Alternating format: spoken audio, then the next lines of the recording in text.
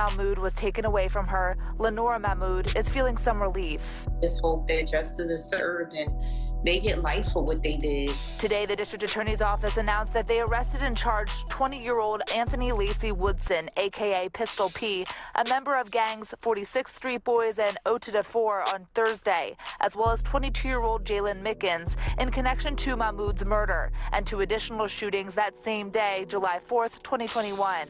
Mahmoud, a business owner, attended a community party for a new business when investigators say 4 people opened fire, also killing 23-year-old Sakar Johnson Jr. and wounding 2 others.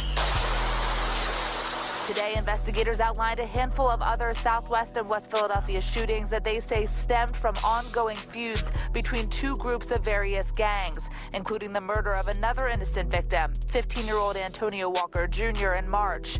They believe the feud might have started in January 2021 after Lacey Woodson's uncle was murdered. He decided to take matters into his own hands to try to avenge that death. Assistant District Attorney Jeffrey Palmer says the gangs are small groups of friends associated with certain geographical blocks, but with no strict leader, that brag about their gang activity on social media, often in rap videos on YouTube. They'll mock the deceased member or friend of these individuals, and then at that point, that's motivation for a retaliatory shooting. And then now once somebody from the other group has been killed, then the mocking starts on the other side, and then it goes, frankly, back and forth. Palmer says they believe gang members sometimes shoot in order to just leave their stamp on the neighborhood or show, quote, they're serious. Just nonsense. Like, I just feel as though these people need to wake up. Now, investigators say these arrests were a collaboration between the DA's office, Philadelphia police, and their federal partners. They looked at everything from ballistic and social media evidence to cell phone records. And tonight, it is still very much an active and ongoing investigation. Kelly Rule, thank you. A long, long time coming. Her son, Sakar Johnson, was 23 years old when he was killed while hosting a July 4th barbecue party outside his clothing store in West Philly back in 2021. A security camera captured the horrifying moments gunmen fired more than 100 shots along 60th and Sansom Streets. Police say Johnson was killed instantly, but arrests have now been made. And they are facing a vigorous and just prosecution. Philadelphia District Attorney Larry Krasner announced Monday those behind Johnson's murder and other shootings were part of a gang called Otida 4. Those alleged gang members include 20-year-old Anthony Lacey Woodson and 21-year-old Jalen Mickens, who each face murder charges. Police also accused Tyheed Cooper, Kimberly Johnson, and Fabian Creary with criminal conspiracy and other crimes. Right now, as we sit here, they're sitting in jail cells. Authorities are still searching for Calvin Gatewood, Nazir Wells, and Amir Johnson. And police also tell us Sakar Johnson and the other victims in that shooting had no affiliation to the gang targeted by the Otida 4 gang. Fired near a crowded King of Prussia mall 1 week before Christmas. Thanks for joining us. I'm Jason Martinez. And I'm Sheba Russell. Upper Marion police telling us those shots were fired between one of their officers and a hit-and-run suspect. A brief chase ending in the parking lot of a busy restaurant. Our Kelly Rule has much more. Police would only tell us tonight that this driver is a 27-year-old man from Philadelphia because he has not been charged yet, though those charges are coming. Police do tell us he is still in the hospital but is expected to physically recover and could be released to police custody as early as tonight. Evidence markers climbed to at least 27, a red Nissan riddled with bullet holes.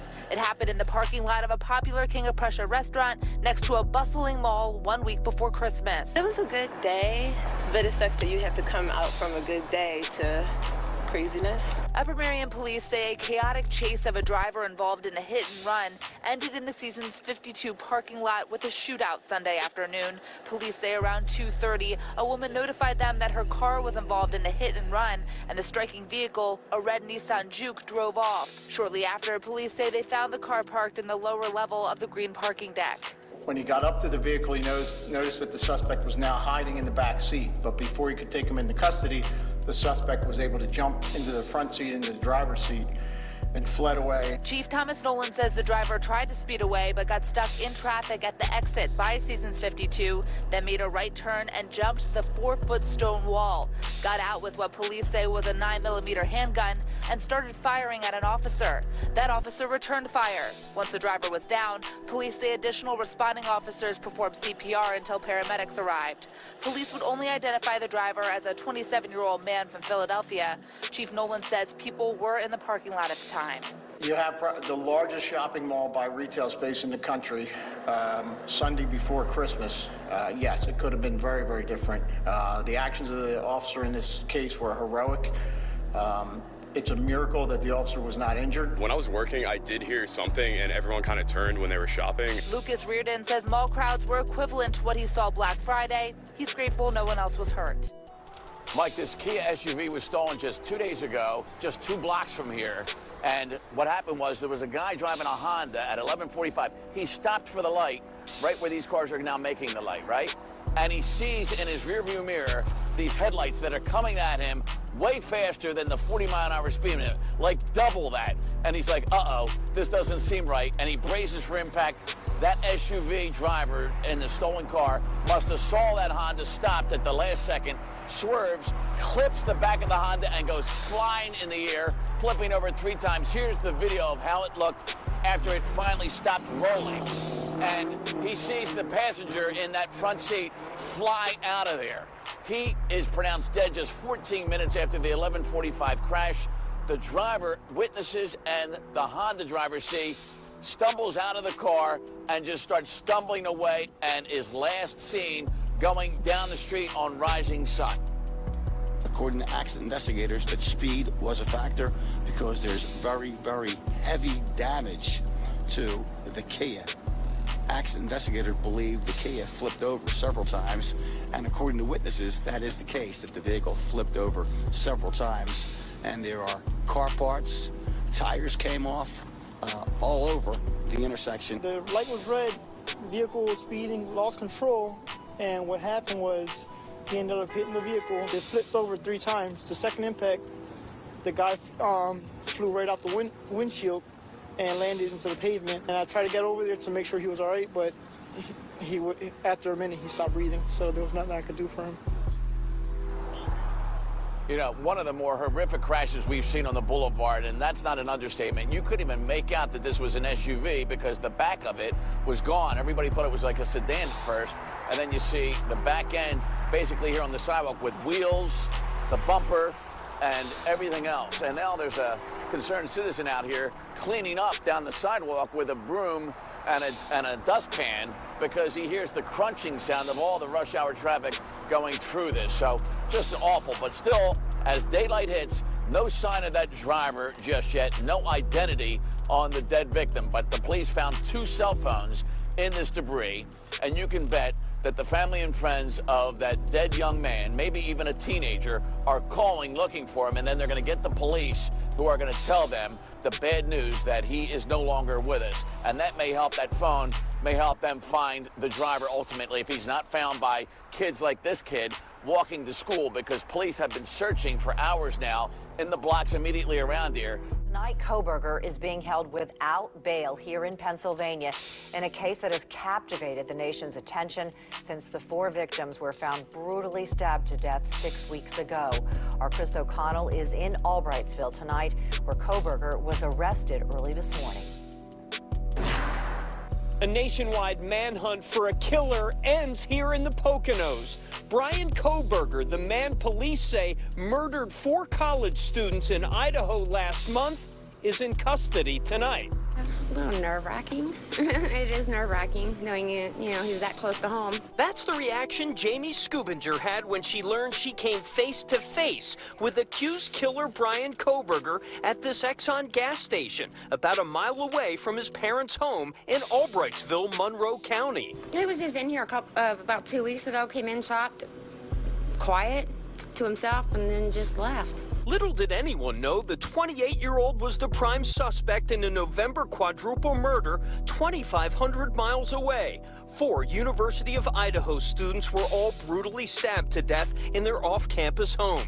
Today, police in Idaho announcing the arrest in a crime that's gripped the nation. These murders have shaken our community, and no arrest will ever bring back these young students.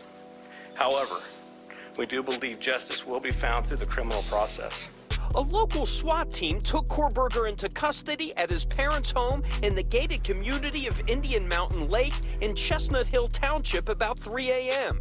A source tells Fox 29 Kohrberger asked police if anyone else had been arrested. Neighbors in this quiet town in the Poconos are stunned. I was surprised. I did not expect that something like this can happen in such a quiet neighborhood.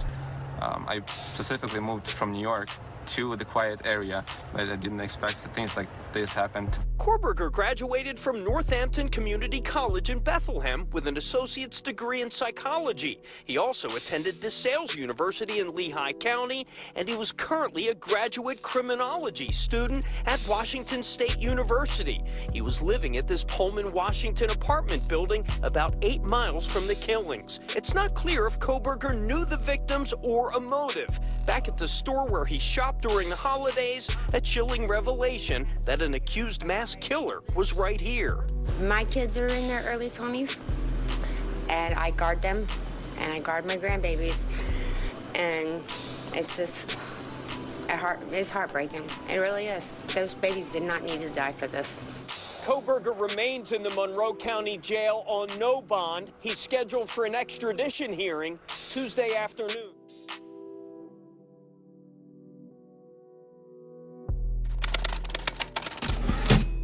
County, a 57-year-old man is wanted on charges for practicing law without a law license and taking thousands of dollars in legal fees from clients who thought he was a real lawyer. And Kelly, investigators fear there are more victims out there.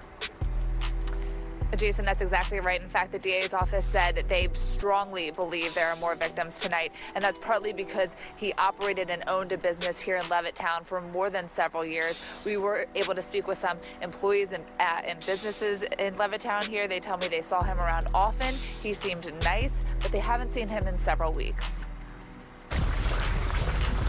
In between other companies in a Levittown business park, the door to Superior Legal Services is locked, the inside dark. The Bucks County District Attorney's Office says 57-year-old Michael McAndrew, who also went by Michael McAndrews, owned and operated the business for 7 years, practicing law without a law license. A man who asked that we keep him anonymous works nearby.